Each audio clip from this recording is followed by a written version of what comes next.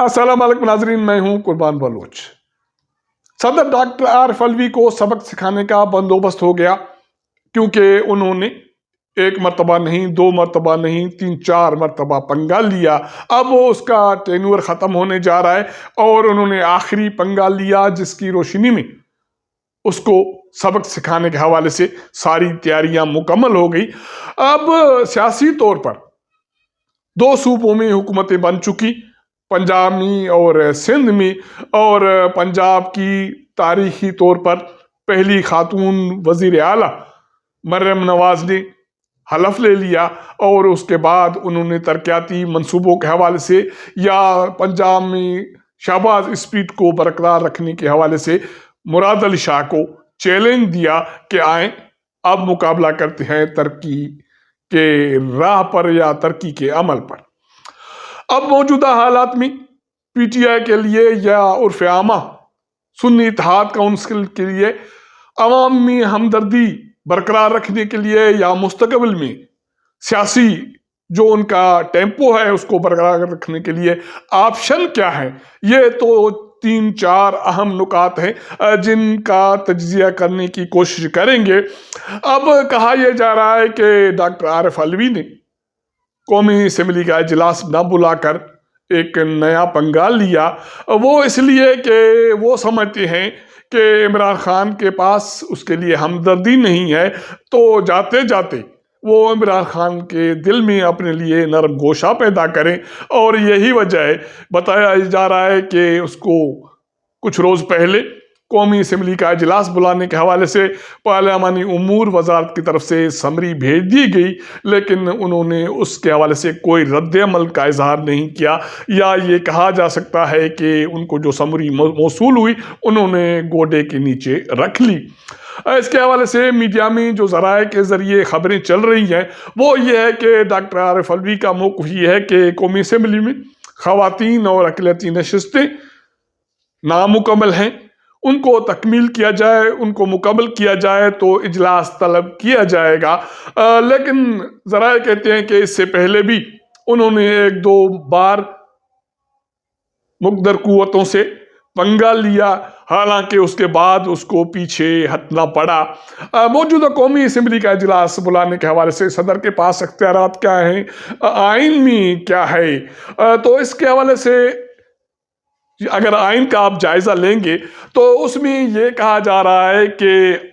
आइन का आर्टिकल 91 उसकी शिक 2 के मुताबिक इंतखाबात के बाद, जनरल इलेक्शन के बाद 21वें रोज़ कौमी असम्बली का इजलास मुनक़द हो जाएगा, अगर इससे पहले सदर इजलास तलब नहीं करते। अगर उसकी जो अंग्रेज़ी में वर्डिंग है वो आपको सुनाऊं तो इसका भी यही मतलब है। तो इसका मतलब है कि कौमी असम्बली का इजलास बुलाने के हवाले से, जो इफ्ताई सेशन बुलाने के हवाले से सारे अख्तियारात सदर के पास नहीं हैं। अगर वो इजलास नहीं बुलाते तो उसके बावजूद आम इंतखाबात के 21वीं रोज़ ऐवान का इजलास ऑटोमेटिकली मुनक़द हो जाएगा। इसके हवाले से ये कहा जा रहा है कि the national assembly shall meet on the 21st day following the day on which a general election to the assembly is held unless sooner summoned by सदर। तो इसका मकसद यही है, लेकिन सदर को ये पंगा इसलिए लेना पड़ा कि वो चाहते हैं कि जाते जाते इमरान खान के पास अपने लिए हमदर्दी पैदा करें, और यहाँ यही कहा जा रहा है कि उन्होंने इजलास तलब नहीं किया। अब ऐवान सदर में उन्होंने कुछ मशकूक लोगों को भर्ती किया, वहाँ ये कहा जा रहा है या इल्ज़ाम है कि उन लोगों ने ऐवान सदर में बैठकर सदारती फंड से तहरीक इंसाफ के लिए काम किया या इमरान खान के लिए काम किया, जो रियासत मुखालिफ सरगर्मियां थी, और उसका जो बजट का खर्चा है वो ऐवान सदर के बजट से खर्च किया गया। اس حوالے سے سوشل میڈیا پر جو خبریں چل رہی ہیں اس کے مطابق صدر ڈاکٹر عارف علوی نے تحریک انصاف کی سوشل موبلائزیشن کے لیے یا عمران خان کی سوشل موبلائزیشن کے لیے صدارتی فنڈ کا ناجائز استعمال کیا، اور الزام یہ ہے کہ لاکھوں کروڑوں روپے ان لوگوں پر صدارتی بجٹ سے خرچ کیے گئے۔ تو یہ وہ تیاری ہے جس کے حوالے سے یہ کہا جا رہا ہے کہ جیسے نئے صدر کے انتخابات ہو جائیں گے، ڈاکٹر عارف علوی اپنے عہدے سے ہٹیں گے یا عام شہری کے طور پر جب سڑک پر آ جائیں گے تو یہ سارے کچے چٹھے اس کے کھل جائیں گے۔ اب دیکھنا یہ ہے کہ اس میں دم خم کتنا ہے۔ مارچ تقریباً 9 یا 10 کو صدارتی انتخابات ہونے جا رہے ہیں، اس کے بعد ڈاکٹر عارف علوی ہو جائیں گے فارغ۔ اب ایک طرف انہوں نے مقدر حلقوں سے تعلقات بگاڑے ہیں اور پنگا لیا ہے، دوسری طرف انہوں نے یہ کوشش کی ہے کہ عمران خان کے پاس ہمدردی پیدا کرے، اگر وہ بھی اس کو حاصل نہیں ہوئی تو پھر اس کا مستقبل یہ کہا جا رہا ہے جیل تو ضرور ہے، لیکن وہ تحریک انصاف کے یا عمران خان کے گڈس بک میں بھی نہیں رہیں گے۔ دوسری طرف پاکستان مسلم لیگ نون کا اور پاکستان پیپلز پارٹی کا سیاسی طور پر باضابطہ طور مقابلہ شروع ہو گیا ہے۔ دونوں صوبوں میں وزرائے اعلیٰ کا انتخاب ہو گیا، انہوں نے حلف لے لیا، اور اس کے ساتھ ساتھ مستقبل پلان ہے اس پر بھی روشنی ڈال دی ہے۔ پنجاب اسمبلی میں مریم نواز منتخب ہوئی ہیں ایز وزیر اعلیٰ، تاریخ میں پہلی مرتبہ پنجاب کی ایک خاتون وزیر اعلیٰ منتخب ہوئی ہیں، اور انہوں نے سنی اتحاد کونسل کے امیدوار کو شکست دی، جس کو 0 ووٹ ملا۔ وہ اس لیے ملا کہ سنی اتحاد کونسل نے انتخاباتی عمل میں حصہ نہیں لیا، اور مریم نواز کو 220 ووٹ ملے، حالانکہ ایک روز پہلے مسلم لیگ نون کے اسپیکر کے امیدوار کو 224 ووٹ ملے تھے۔ اب سوال تو یہ بھی اٹھتا ہے کہ اسپیکر کو 2 ووٹ زیادہ کیوں ملے اور مریم نواز کو 2 ووٹ کم کیوں ملے؟ یہ ایک سیاسی طور پر سوال تو ہے، لیکن مریم نواز نے حلف لینے کے بعد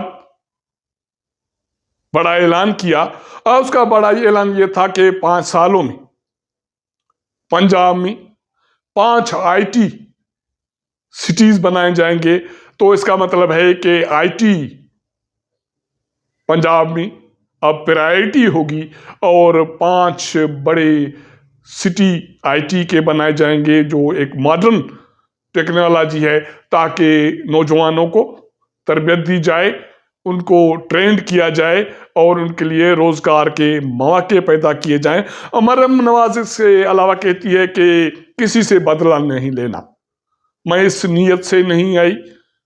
یہ عہدہ میرے لیے باعث فخر ہے، میری خاندان کے لیے باعث فخر ہے، میں کسی سے بدلہ نہیں لوں گی، عوام کے مسائل حل کرنا میری ترجیح ہے، اور کرپشن پر کوئی کمپرومائز نہیں ہوگا۔ یہ مریم کا واضح میسج ہے۔ اس سے پہلے بھی وہ حلف لینے سے پہلے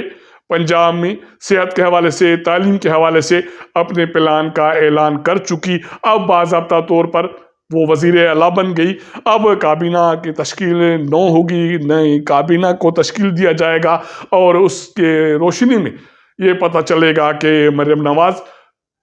سابق وزیر اعلیٰ پنجاب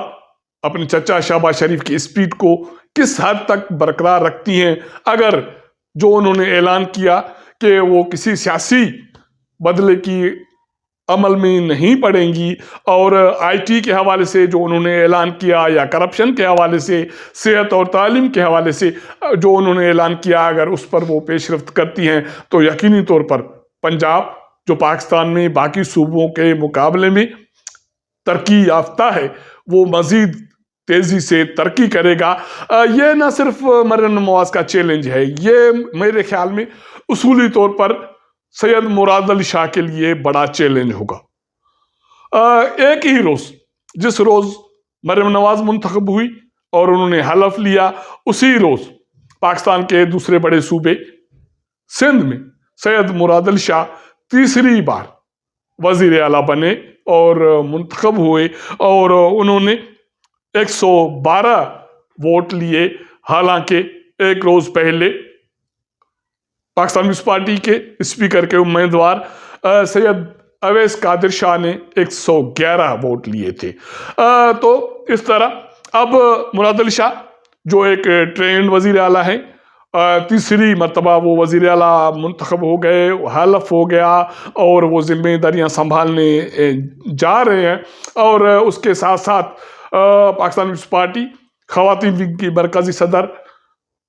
फरियाल तालपुर का ये कहना है कि हम सूबे की खिदमत जारी रखेंगे और इसी तरह सूबे की खिदमत करेंगे जिस तरह माजी में करते आए हैं। अब मुराद अली शाह जो तीसरी मरतबा वजीर आला हैं, उसका उसूली तौर पर जो तरक्याती अमल में या सूबे को मजीद तरक्की दिलाने के हवाले से मुकाबला है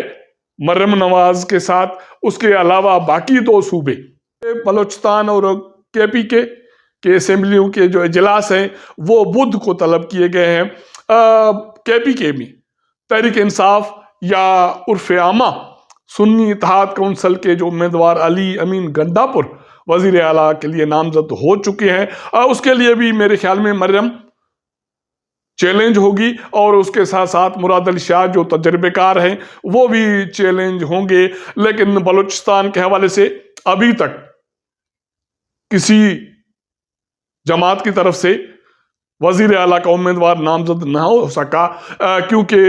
पाकिस्तान पीपल्स पार्टी और मुस्लिम लीग नून में ये मामलात पहले से तय हो चुके हैं कि वजीर आला पाकिस्तान पीपल्स पार्टी का होगा, स्पीकर मुस्लिम लीग नून का होगा और गवर्नर मुस्लिम लीग नून का और deputy speaker Pakistan Peoples Party का। तो इस तरह ये मामला तो तय हो चुके, लेकिन उसके बावजूद अभी तक बाज़ाब्ता तौर पर किसी उम्मीदवार की नामजदगी न हो सकी। अब ये मामला भी कल तक शायद तय पाया जाएगा। जैसे ही सूबाई असेंबलियों में नए मुंतखब अरकान असेंबली हल्फ लेंगे तो उसके बाद स्पीकर का इंतखाब होगा, डिप्टी स्पीकर का, उसके बाद वज़राए आला। और ये इम्कान दिखाया जा रहा है, बताया जा रहा है कि मार्च के पहले हफ्ते के आखिर तक वफाकी हुकूमत और चारों सूबाई हुकूमतें तश्कील पा जाएंगी। और जैसे मैंने आपको पढ़कर सुनाया जो कौमी असेंबली के इजलास के हवाले से, अगर सदर डॉक्टर आरिफ अलवी जिन्होंने फिलहाल ये कहा जा रहा है कि इजलास बुलाने से इनकार किया, तो उसके बावजूद आम इंतखाबात के 21वें रोज 29 फरवरी को कौमी असेंबली का इजलास खुद समन हो जाएगा, जिसमें नए मुंतखब जो अरकान कौमी असेंबली हैं वो हलफ उठाएंगे। उसके बाद जो मौजूदा स्पीकर हैं वो स्पीकर और डिप्टी स्पीकर के चुनाव के लिए शेड्यूल जारी करेंगे और उसके साथ साथ वज़ीर आज़म के इंतखाबात का अमल भी शुरू हो जाएगा। मैंने इंट्रो में कहा कि मौजूदा हालात में जो असेंबलियां तश्कील पा गई हैं, तहरीक इंसाफ या उर्फ आमा सुन्नी इत्तेहाद कौंसिल के लिए सियासी ऑप्शन क्या हैं कि आवाम के लिए हमदर्दी की जो लहर है उसको बरकरार रखें और आवाम में मजीद जो हमदर्दियां हैं वो हासिल कर सके। मौजूदा हालात में तहरीक इंसाफ के साथ इंतखाबात में जो कुछ हुआ या तहरीक इंसाफ जो इल्ज़ामात लगा रही है, उसका जो अब सेकंड ऑप्शन है, सेकंड स्टेप है, वो असेंबलियों में किसी सूरत पर एहतजाज नहीं है। एहतजाज के ज़रिए ये जमात अवाम की हमदर्दियाँ हासिल नहीं कर सकेगी। तो यकीनी तौर पर फिर सवाल जहन में ये आता है कि अगर एहतजाज ऑप्शन नहीं है तो फिर उनके पास ऑप्शन क्या है। मौजूदा हालात में आवाम संगीन मुश्किल हालात में है, अफरात ज़र है, महंगाई है और यूटिलिटी जो बिल्स हैं वो इंतहाई महंगे हैं। तो इस सूरत हाल में तहरीक इंसाफ बजाय एहतजाज करने के असेंबली में या असेंबली से बाहर धरना देने के, ये जो अवामी इश्यूज़ हैं, महंगाई, अफरात ज़र, यूटिलिटी बिलों की قدر میں یا قیمتوں میں کمی، یہ ایسے ایشو ہیں جن کو ڈیلی بیسس پہ، روزانہ کی بنیاد پر قومی اسمبلی کے فورم پر، پنجاب اسمبلی کے فورم پر اور سندھ اسمبلی اور باقی اسمبلیوں کے فورم پر اٹھا کر وفاقی حکومت سے یہ مطالبہ کریں کہ عوام کو ریلیف دیا جائے، بجلی کی قیمتوں میں کمی کی جائے، گیس کی قیمتوں میں کمی کی جائے، پیٹرول کی قیمتوں میں کمی کی جائے، اور جو افراط زر ہے اس کو کنٹرول کیا جائے، آنے والی بجٹ میں عوام کو ہر صورت میں ریلیف دیا جائے، تنخواہیں بڑھائی جائیں اور نوجوانوں کے لیے روزگار کے مواقع پیدا کیے جائیں، اور جیسے مریم نواز نے اعلان کیا وفاقی لیول پہ بھی آئی ٹی سٹی قائم کیے جائیں اور نوجوانوں کو آئی ٹی میں تربیت دی جائے تاکہ بے روزگاری میں کمی ہو۔ تو یہ ایسے سمپل آپشن ہیں جس کے ذریعے تحریک انصاف، جس پہ ایک چھاپ ہے کہ یہ احتجاج کرنے والی جماعت ہے اور یہ پنگا لینے والی جماعت ہے، یہ اسمبلیوں میں بیٹھ کر عوامی ایشوز پر عوام سے ہمدردیاں حاصل کر سکتی ہے تاکہ آنے والے انتخابات میں یا آنے والے انتخابات تک یہ اپنی سیاسی جو ردم ہے اس کو برقرار رکھ سکے اور آنے والے انتخابات میں ایک مرتبہ پھر اپنے جو مخالف جماعتیں ہیں ان سے مقابلہ کر سکے۔ دوسری صورت میں تحریک انصاف پر یہ الزامات مزید پختہ ہو جائیں گے کہ یہ سنجیدہ قسم کی سیاسی جماعت نہیں ہے، عوام کے مسائل سے اس کو لینا دینا نہیں ہے۔ موجودہ حالات میں جب عوامی مسائل پر کوئی سیاسی جماعت بات نہیں کر رہی، تحریک انصاف ان عوامی مسائل پر بات کر احتجاج کر کے عوامی ہمدردیاں بڑے پیمانے پر سمیٹ سکتی ہے۔ اب تک کے لیے اتنا۔ اگر ہمارا یہ ولاگ آپ کو پسند آئے تو اپنے دوستوں کے ساتھ ضرور شیئر کیجئے گا، اپنا فیڈ بیک دیجئے گا۔ آپ کے ساتھ ملاقات کریں گے اگلے پروگرام میں، تب تک اجازت دیجئے گا۔ اللہ حافظ۔